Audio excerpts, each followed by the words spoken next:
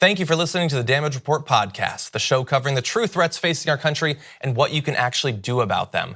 You can support this free podcast by leaving us a review and giving us a 5-star rating on Apple Podcasts or wherever you happen to be listening to it. Every review helps more people discover the show at no cost to you.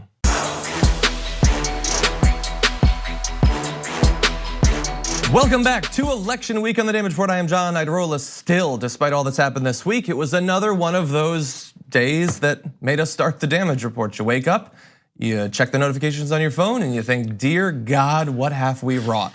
Brett's here. Thanks, Brett. Hi, I was not here Monday. Today is Thursday. I am here. Brooke will be on tomorrow. Everything's going to be reestablished in terms of the general order of things. We're gonna fix the timeline, get everything, like you might be looking at a faded photograph.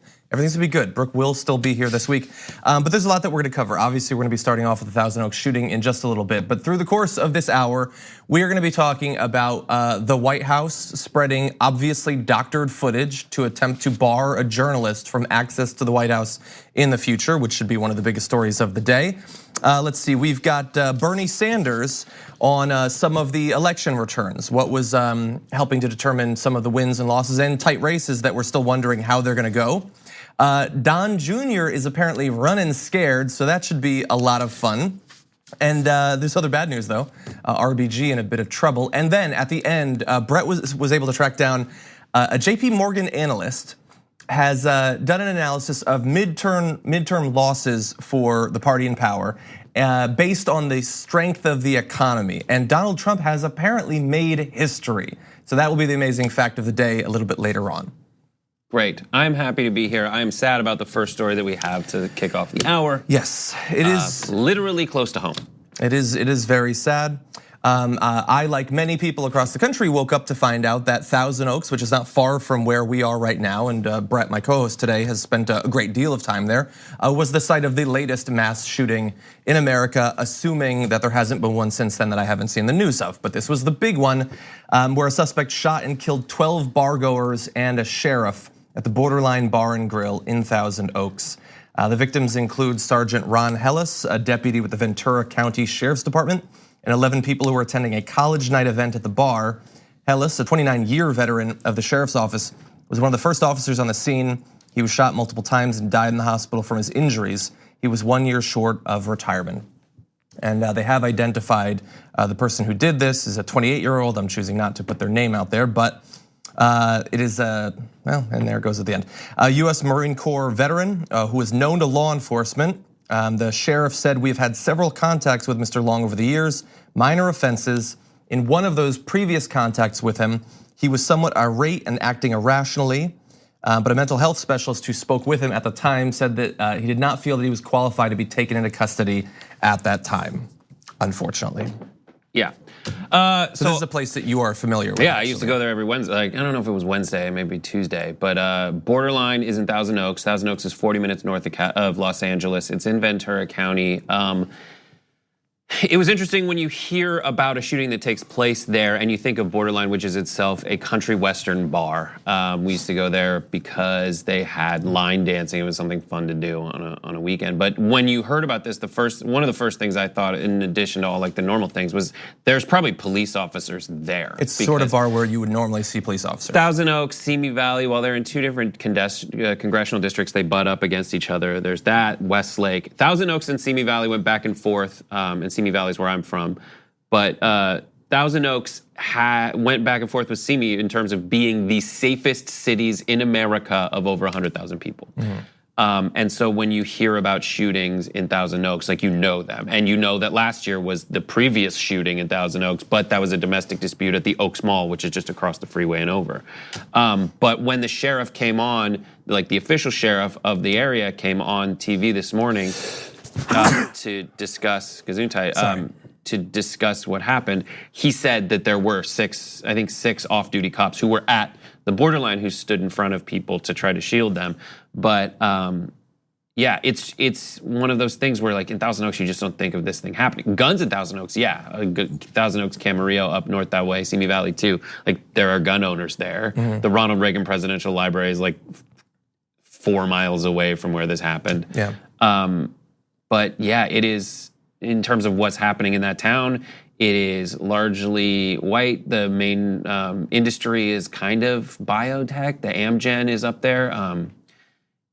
And this guy was a former Marine who just went in and shot a bunch of people with a handgun and an extended magazine. It's just a creepy. It's creepy, terrible. There was some very it was shocking, terrible, touching at the same time footage of people who were there describing what happened. Like, this is an all ages night.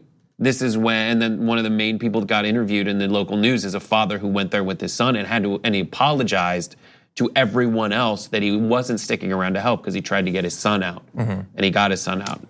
I read that people didn't make it out. While it was going on, people were breaking windows on the second floor to try to flee from there. It's a big place. When you first walk in, that's where the office is, that's where the bar is, and it's more of a bar place in the middle, and then you go around back, and it's a large dance floor. Hundreds of people can fit into Borderline. And apparently the guy walked up, shot the security guard. There's eyewitness accounts from someone who was across the way, saw the man lift his arm, shoot, thought it was a prank, but then continued to shoot and went in. And then when you're talking about the sheriff who was shot, the deputy who got, or the sergeant who was shot and killed, he went in to do what his job is. And how was he to know that he was going up against a trained Marine who got the upper hand on him, unfortunately, and then took his own life, according to accounts, inside the bar. Yeah, that is certainly believed. So another shooting. The extended magazine itself is illegal. The one that he was using, people have it. I mean, I know other people from Camarillo, which is just over the hill, who have like gun safes full of illegal assault rifles that they own, and they can get, because you can get it, you can customize it yourself. I know people who customize gun accessories that you're not allowed to have in their own garage. Or you could buy them from states where it's not illegal. Yeah, and that's how they do it. With Chicago, of course. And I saw the NRA was already trying to blame California gun laws. I don't understand what would have been better if he'd had easier access to an AK-47. I don't understand what that's supposed to be. I also saw Senator-elect Marsha Blackburn was, I believe, on CNN, and the host says a bunch of stuff about the shooting, then asked, what do we need to do? And Marsha, literally the first word she says was, we need to make sure that we protect the Second Amendment and our people. But she put the Second Amendment before the people. Which is so frustrating. By the way, $1.2 million was spent by the NRA in ads that were for her or against her Democratic opponent. And they are getting a return on their investment today in the wake of another mass shooting. Yeah. And as many people have pointed on Twitter, congratulations to the NRA social media team, who will enjoy a 4-day weekend now. And we'll see them on the other side. Right. Because they always just go dark. They don't want to say anything. They send out Dana Loesch to accuse the victims of being responsible for this. It's ridiculous. Can we bring up this chart? We do this sort of thing every time. Let's bring up this chart. How many guns the country has from left to right, how many mass shooters it has. That is basically the most strict definition of mass shooter that I've ever seen. There is one outlier, and it is the United States. It's not a coincidence that more guns leads to more shootings. And that seems obvious, I think, to most people. But expect that politicians will be all over TV today saying that it would have been better if all of the college students had been armed, and if there were cops there probably armed. There should have been more cops, and they should have been heavier armed. And there should be automatic sentry guns all over the place, in every bar and everywhere that everyone congregates. More guns, more guns, more guns. We keep dying, they keep selling more guns. One of us is benefiting. Seems pretty clear at this point who it is. Absolutely, financially. And then just a really quick thing that's worth pointing out is they're going to protect the Second Amendment, but they're going to go after the 14th Amendment, which is the Birthright Citizenship Amendment. So it is obvious, and I feel ridiculous that I have to point it out, because the reason I feel it's ridiculous is because one side is acting quite ridiculously in picking and choosing which amendments to the Constitution that they, to the Bill of Rights, that they actually want to protect. Yeah. And it is so transparent to me. The reason they want to protect it is financial interests and not security or safety interests.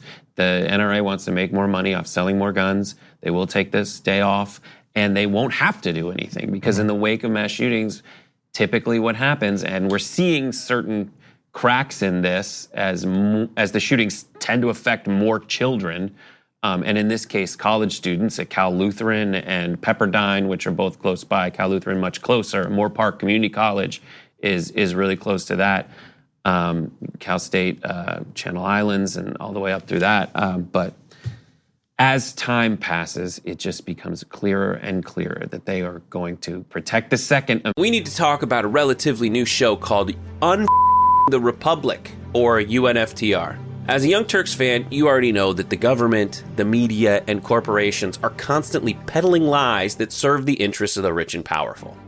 But now there's a podcast dedicated to unraveling those lies, debunking the conventional wisdom. In each episode of the Republic, or UNFTR, the host delves into a different historical episode or topic that's generally misunderstood or purposely obfuscated by the so-called powers that be, featuring in-depth research, razor-sharp commentary, and just the right amount of vulgarity.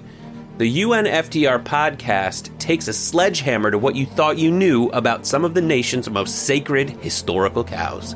But don't just take my word for it. The New York Times described UNFTR as consistently compelling and educational, aiming to challenge conventional wisdom and upend the historical narratives that were taught in school. For as the great philosopher Yoda once put it, "You must unlearn what you have learned." And that's true whether you're in Jedi training or you're uprooting and exposing all the propaganda and disinformation you've been fed over the course of your lifetime. So search for UNFTR in your podcast app today and get ready to get informed, angered, and entertained all at the same time.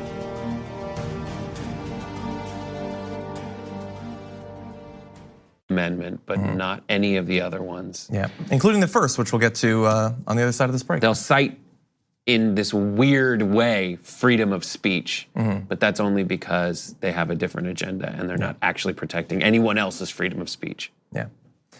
Stick around. Welcome back to the show, everybody. Lots of news to get to, but I did want to briefly mention several more congressional called races. We've been still waiting. Some still have not been called, but as of this morning, Lucy McBath, the Democrat, has been declared the winner in Georgia's 6th district. Kim Schreier, the Democrat, the apparent winner in Washington's 8th district, and Katie Hill, the Democrat, apparent winner in California's 25th district. All three are Democratic gains, giving Democrats now a net plus 31 in this election cycle. And again, there's still a lot to come. It's possible that the ones that haven't been called will cancel out. Based on what I'm seeing, it looks like that might actually happen. But this 31 could still become 33 or 36. Yep, I know a lot of people who went and canvassed for Katie Hill, and that Georgia pickup is a big pickup because it was pretty deeply red. Yeah, and also on Georgia, Brian Kemp has now stepped down. A little bit late. The election's over, but he has stepped down as Secretary of State. So if this does go to a recount, which it looks like it probably will, that is what Stacey Abrams is pushing for, and the race is incredibly close.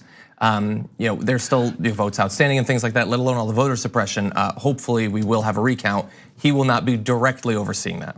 Yes, supposedly. But all the people that he appointed within his, but that would have happened anyway if the right thing happened, which was for him to personally recuse himself. But in situations that we're talking about now, where like Jeff Sessions recused himself, the replacement was somebody. Yeah. I don't know the specific individuals if they're legacies from previous bureaucratic formulations, but this is what should have happened a long time ago. Brian Kemp should have recused himself. Stacey Abrams, here's my dream situation, is all these uncounted ballots come in Georgia, if no one gets 50%, and as there were in Georgia in this case, there were multiple, there was the Green Party person, even though they stepped down, they still were on the ballot.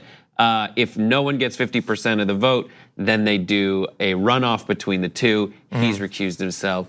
And then it's actually a fair fight. But then again, to some extent, I mean, you would still have the past voter suppression. And there's still continuing investigations into the voter suppression allegations. And I mean, up to 700,000 votes are under investigation with these lawsuits that are being brought against Kemp's office.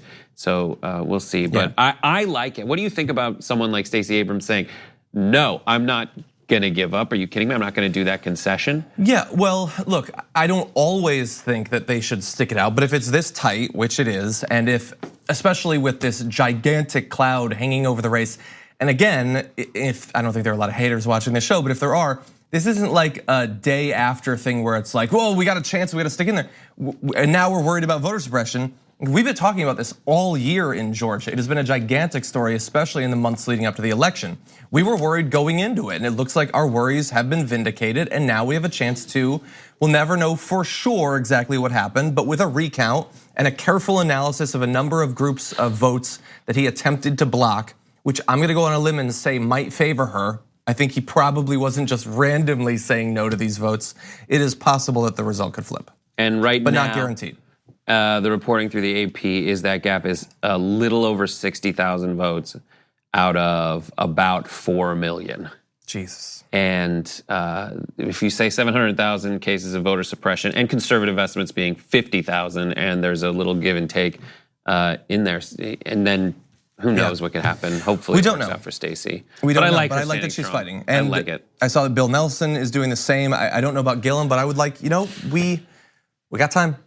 We can do it. It's 1 point, okay, and it's too important. Just look into it. If it turns out that Ron DeSantis still won, then we'll lose a little bit more respect for our country and we'll move forward. Right now, Brian Kemp, with the current results, is at 50.3%. So 0.3%, if he loses that, and the runoff dips beneath 50%, then the forces a runoff. Who is the third party candidate? Is it a libertarian? Libertarian Ted Metz. Okay, so likely it could benefit. But in a realignment, and in a place with such a deep legacy of complex realignment as Georgia, which, the last vestige of the old South situation to die, as I've said on this show, I think before, like they kept Democratic governors in place until I think 2004.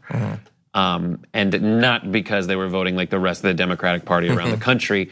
That, I think it was Perdue, whoever became the first Republican governor did so as a result of Georgia not eliminating but reducing the size of the Confederate flag on the state flag. Which is both true and I think your favorite factoid. It's my favorite in the factoid. entire universe. And I'm pretty sure Georgia's state flag is changed to a reimagining of the stars and bars, which is the literal Confederate flag. Yeah. They do this rather than the battle flag. It's not the X, it's the one that looks like a 3-striped American flag. It is the Confederate flag. The current Georgia flag is the Confederate flag with the Georgia seal inside the circle. Yeah. Horrible. Yeah, we still got a lot of work to do. Okay, but we do have a lot of other stuff to get to. So let's move on. Jim Acosta was involved in a bit of a scuffle, metaphoric, not physical. Let's be clear about that yesterday at Donald Trump's press conference. Now, I would like to say right off the bat, I understand that this is the sort of battle that Donald Trump wants to have rather than media coverage being on the fact that he suffered a disastrous result in this midterm election. So understand as we go forward, he had that disastrous result. That said, Jim Acosta is being banned as of right now from the White House. His pass is being revoked. You can see Sarah Sanders tweeted this out. We stand by our decision to revoke this individual's hard pass. We will not tolerate the inappropriate behavior clearly documented in this video. But as Jonathan Larson has pointed out, she apparently misspelled doctored in that video, because here is the video that she tweeted right there. You saw it. And oh my God, he is Jackie Channing her arm there. It is amazing that her elbow didn't split open as he's hitting it. And so that is the video that she spread. And it looks like he's like chopping down. Now, look, I'm exaggerating. Even what is in that video, I mean, who cares? Like she's reaching across his body, he's turning as she pulls him. He's not hitting her or anything. But you'll be shocked to find out that what you saw in the video also isn't even accurate. If we could play the second video, you are going to see the actual video. If I may ask one other question, are you worried? That's enough. That's enough. Mr. President, I was going to ask one of the other folks. That's enough. Pardon me, ma'am. Mr. President, that's enough. Mr. President, I had one other question, if I may ask, on the Russia investigation. And what you can see in that video is that his arm didn't shoot down in a chop motion, it lowered. It lowered. Now, both of these are absolutely benign contacts between people, but it is odd that in the one that the press secretary put out there, the video has clearly been sped up to make it look like he violently hit her arm. And you can tell that not just by the speed of the motion, but also the fact that in her version, the motion is jerkier. It has fewer frames because if you don't have high frame rate video and you speed it up, that's the result. That is why in her video, it looks choppy and jarring. And do you want to move to why they have this? Well, or people, just on the video itself, people have run side-by-side comparisons of the two. Or overlaid. Or overlaid, yes. And you can see the difference. Yeah, it is just faster. Different. And the idea that, I don't know. We can talk about Jim Acosta generally and his role in all this. Jim Acosta, yes, he is thinking to himself, this is my moment. Generally, as someone who has covered a lot of press conferences, he has said, this is my moment. Whatever. No one is momentizing this last 2 years more than Donald Trump has. And Donald Trump in the interaction saying, that's enough, that's enough. I think if anyone should be apologizing in this, if anyone should be held accountable for being terrible to a young lady, I think it's Donald Trump for sending an intern, a White House intern, to go steal a microphone from Donald Trump. And she feels so awkward because, I mean, the way it typically works in those kinds of White House press conferences is if you have follow-up questions, you ask follow-up questions. And everyone else, all the other reporters, they're kind of in it together and they wait. They make a judgment call in that point and say, all right, Acosta's gotten 2, now I'm gonna ask my questions because I was given the floor. But typically, they do wait. They let him ask his follow-up question. But the look on the face of this White House intern when she has no idea what to do because the president sent her to go take the microphone, she looks around and then she ducks. And then finally to kind of imply that there was some kind of improper activity on Acosta's part.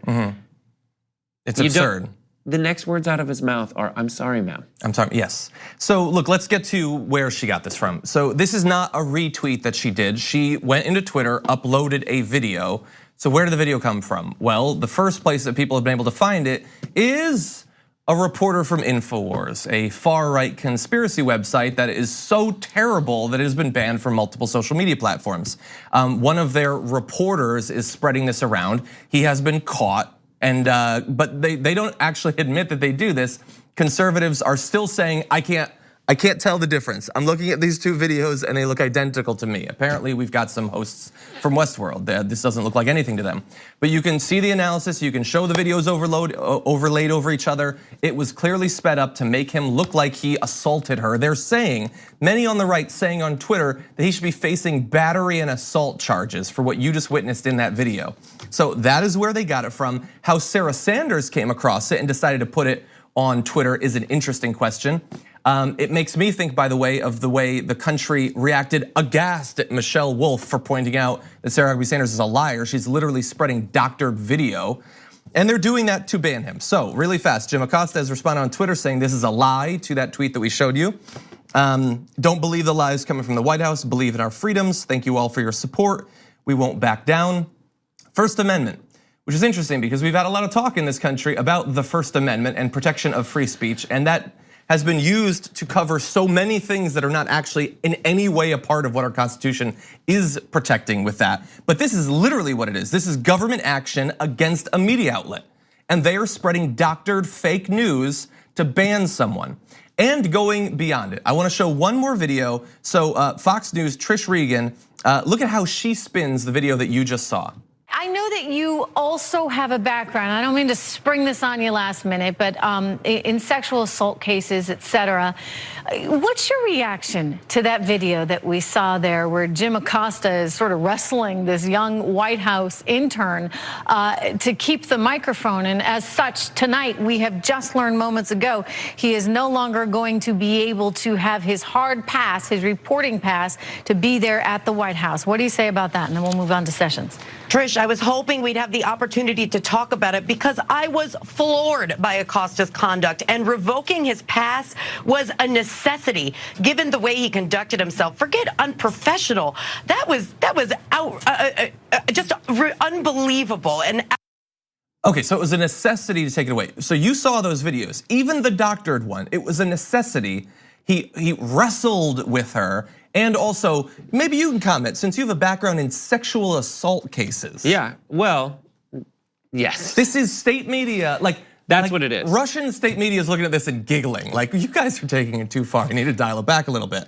What is happening on that show is that woman who was brought in to give her commentary is going to say yes to everything. Yeah. And why does she say yes to everything? Because she wants to come back tomorrow. Yeah. And the most certain way to ensure that you are invited back tomorrow on Fox News is to do that thing you think you're supposed to say, because odds are you are supposed to say it, especially when the setup question is as leading as you are an expert on sexual assault. Yeah. This is a big day for Republicans pretending to care about violence against women. So we have seen two videos pertaining to purported sexual assault that are in question, at least, framed by Fox as sexual assault and by CNN or everyone else as the other. And that's the grab them by the P word, and there's this. And the two sound bites to come out of that are grab them by the P word and I'm sorry, ma'am. Yeah. Oh my God, put that on a t-shirt. I can't wait for them to go and put that on billboards. Jim Acosta, evil. He said, I'm sorry, ma'am. After she wrestled, he wrestled with her. He wrestled her. He had the microphone, she reached around, and as a reaction, he kind of put his arm over it. Yeah, I saw someone pointed out on Twitter, he must have learned those moves from Maxine Waters. Anyway, we're gonna take a short break. When we come back, more news out of the White House after this. With the rhythm go. That's right, everybody. So much news to get to. Thank you, Brett, for being here. Hey, it's we're great finally to be not here, just John. talking about the election, but we're going to talk about some of the results of the election, at least the secondhand political results. It's great to have these conversations on the show as opposed to during the pre-production phase outside. Exactly, which we also enjoy. Okay, let's move to other news. Don Jr. is apparently running scared now that we're past the midterms and Mueller might be coming forward with something, assuming that the new acting AG doesn't cut the entire thing down to size before it can happen.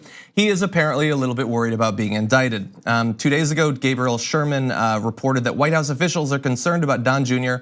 One White House official said, I'm very worried about Don Jr.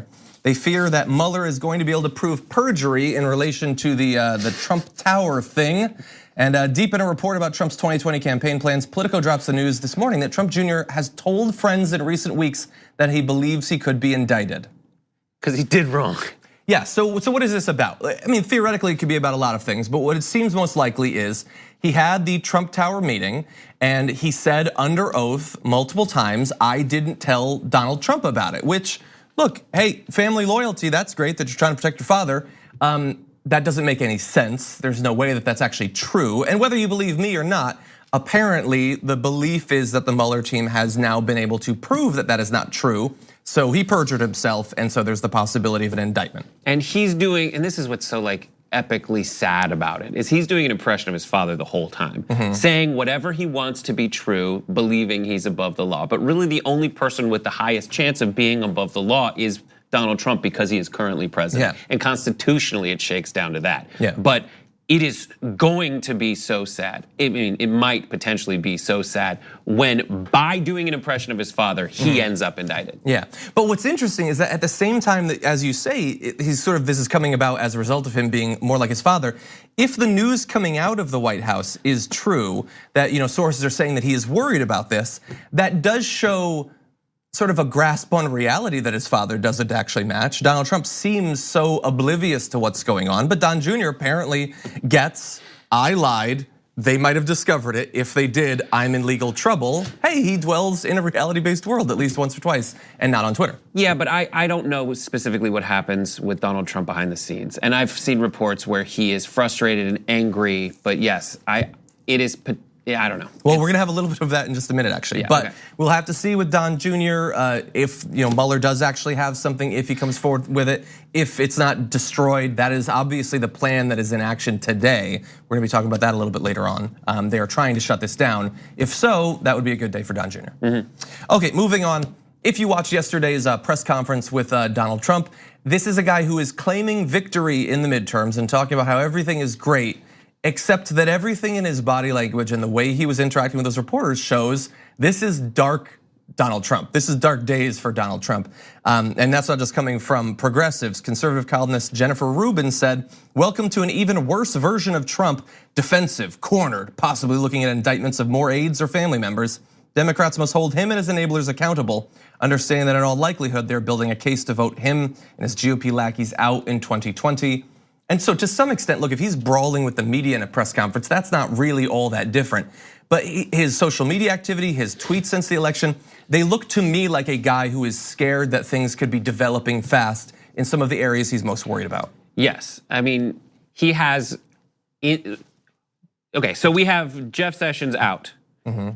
There was a time before when Jeff Sessions went out and the replacement was appointed. And that appointment was Rob Rosenstein to oversee the Mueller investigation. So we have a precedent for what happens when there's no Jeff Sessions, essentially. In this situation, Trump did not assign Rob Rosenstein to take over as acting attorney general. They passed him over to a chief of staff who is on record as saying that I don't think the Mueller investigation is allowed to go past whatever red line.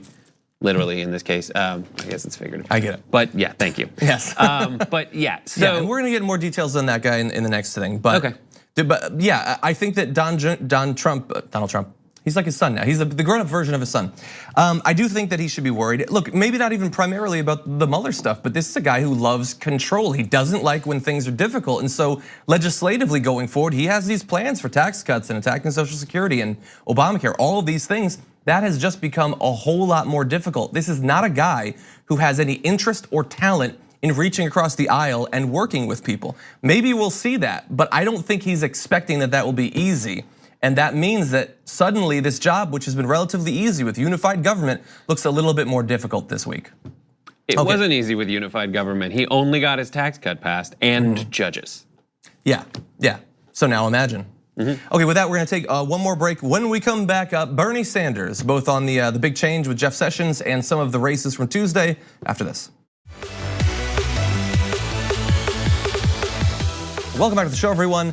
Obviously yesterday, the big political news, Jeff Sessions is out. And I think we all had a brief couple of minutes of, woo, he sucks. And then, oh God, what are they doing? It is happening before our very eyes, the plan to destroy or at least derail the Mueller investigation. Getting rid of Jeff Sessions is second only to getting rid of Mueller in terms of the importance of accomplishing that. So we're gonna talk about that, but I do want to mention one of the responses to this coming from Bernie Sanders, a guy who's been very worried about this sort of obstruction of justice in the past. He tweeted out, President Trump must allow special counsel Robert Mueller's investigation to continue unimpeded.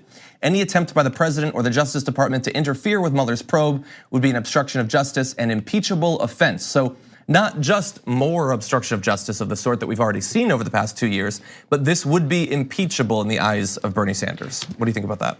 That is something that has been said before by different people, including but not limited to like Lindsey Graham, in effect. Yeah, Lindsey Graham used to talk a big game on this particular issue. Suddenly, he's busy. He just, he's catching up on the Haunting of Hill House. He can't talk now. He is such a weenus. He's talking. He's talking all the time. But those things are like, "Thank you, sir. May I have another? Can I do anything for you, Mr. President? Because I want to be Attorney General." I haven't seen him. No, but he said he doesn't want to. But not attorney. But he wants to be that go-to guy. Yes, he wants to be the go-to guy. I haven't seen him directly respond to him previously saying a year ago that there would be a holy heck to pay if he fired Sessions. There's gonna be now he's been fired. Holy heck to pay. There's gonna be holy heck to pay.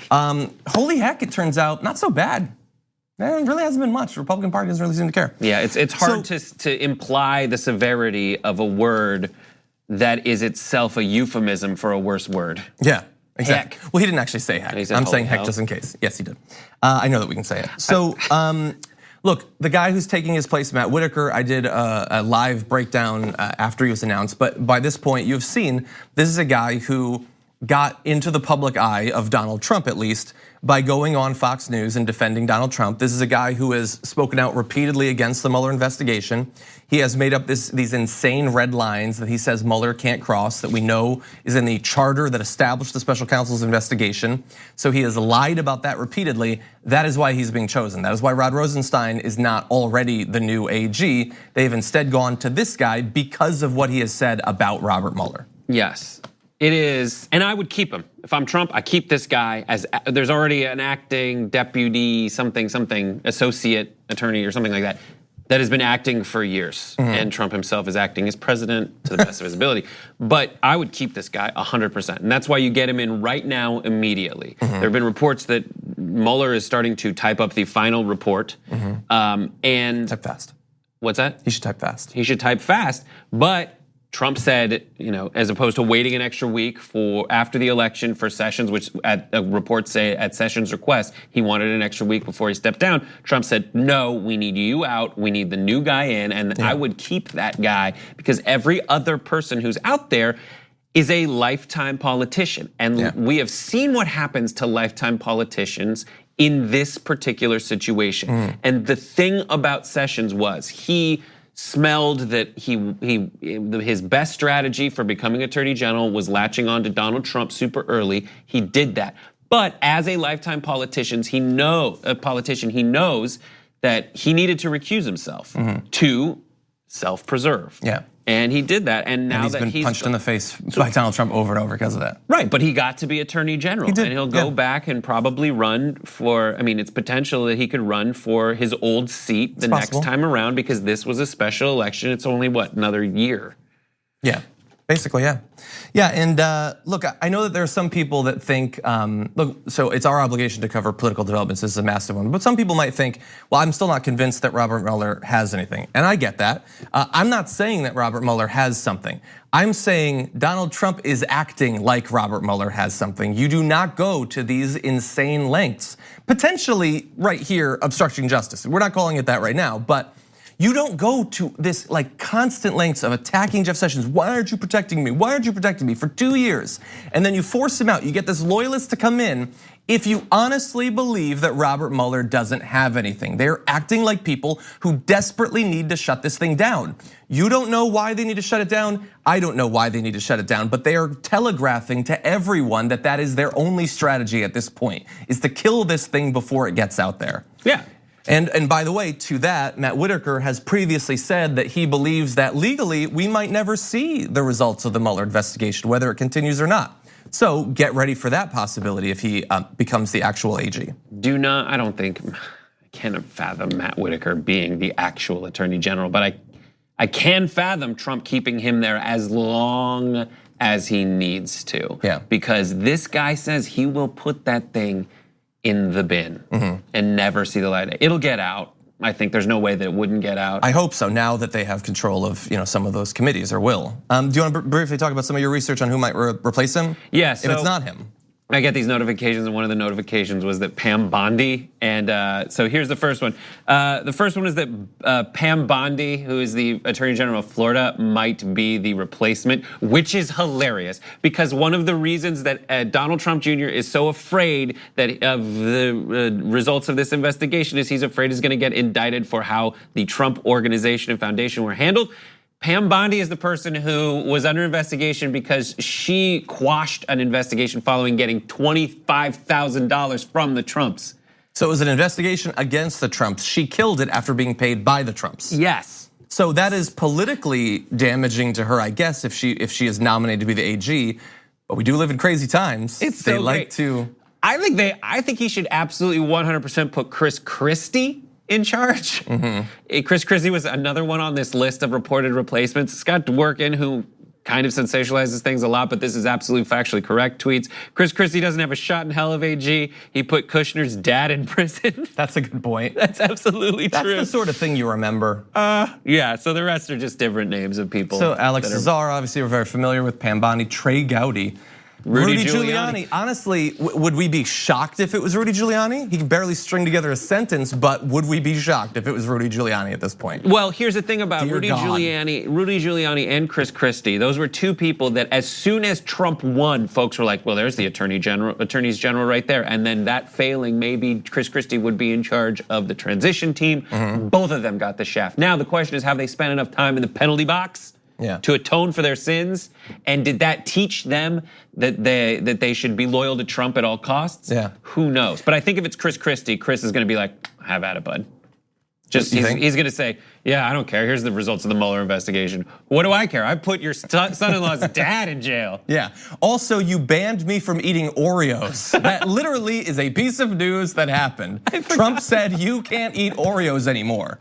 Now, look, yes, there are better cookies, but still, he's a grown-ass man. He should eat what he wants. I think we need to have some kind of cookie eating study to see which one is the best cookie, but I'll take your word for it for now. Yeah. Okay, so we're gonna take one more break. When we come back, a little bit more for you after this.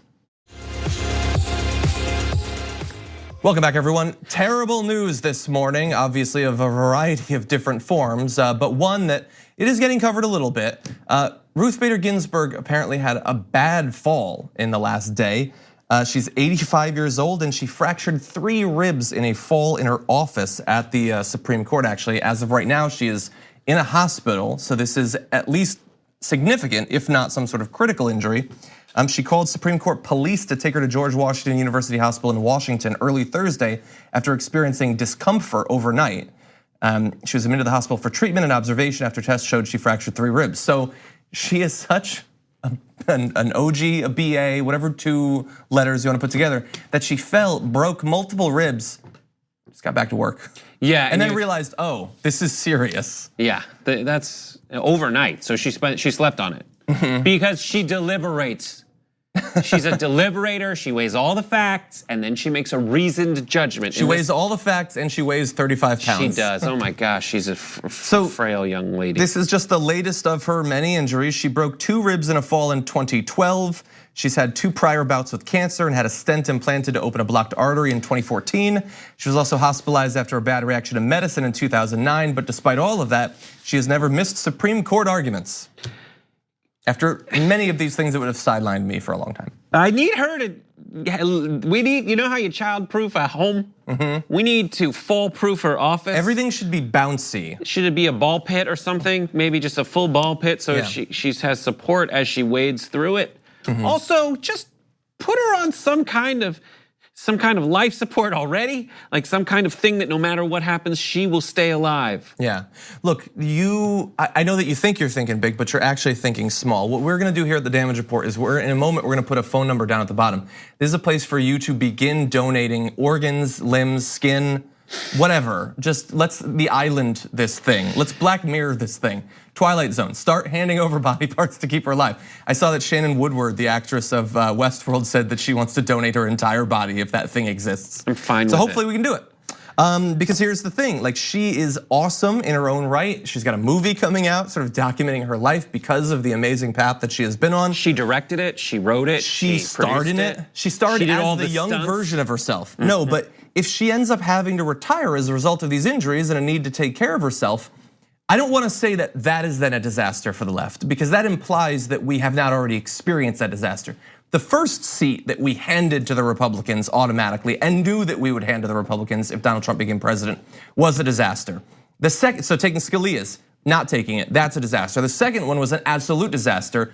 Accused sexual assaulter is on the Supreme Court. If they get this third one as well, like, never ever accept the argument that you should not be thinking about the Supreme Court when choosing who to support for the presidency. That was obvious when 1 Supreme Court seat was up for grabs. With 3 or potentially 4, I mean, we're talking about basically having to write off the Supreme Court for not 1 generation, but longer if it comes to that. Well, I feel like if you really are committed to not caring about the Supreme Court, why don't you just find a way to vote for someone who's from, like Vladimir Putin, to be the actual president? Why don't you do that? Why don't you go? You have to be American born. I'm saying, like, why sit it out? The effect is the same of getting someone who is completely antithetical to your own personal interests to be president. Why stop at Donald Trump? Maybe it wasn't apparent how terrible it's going to be. We needed to make it more apparent. I think yes, I think some people could not accept that it could get this bad, that this many seats could be up, But here's the thing that how could you know that? She's only 85 years old. Yes, I get that. What I'm saying is, like, it is one thing to accept that this is bad for this many conservative seats, under Donald Trump. But if you care about eventually having progressive government, getting President Trump, getting a progressive caucus, getting control of the House and the Senate, well, now lingering over all of that, this sword hung above our heads, is the fact that they will then have to contend with a conservative Supreme Court majority for literally decades at this point. Now, maybe we can still accomplish a lot of stuff, and this is the only path, so we still have to walk it. But now it is going to be much more difficult to get what we want and to keep what we want when the Supreme Court will be conservatives trying to strike down and limit everything that we do for the rest of our lives. Yes. Bear that in mind, please. You got 30 seconds, talk about this chart, John. I would like to. Can we put up this chart? It's not gonna make any sense. Super fast, this chart. Okay, we probably don't have time for that. Okay, JP Morgan analysts show that you're not gonna be able to understand it. Maybe you can screenshot it. It shows that controlling for the economy, inflation, unemployment, all of that, Donald Trump's midterm performance was literally the worst in over a century. So don't believe his lies about how great everything went for him. It was actually a disaster. Shouldn't have done this bad when things were going this good. Exactly. Thank you, Brett. Great to have you on. Thank you for watching. We will see you tomorrow morning.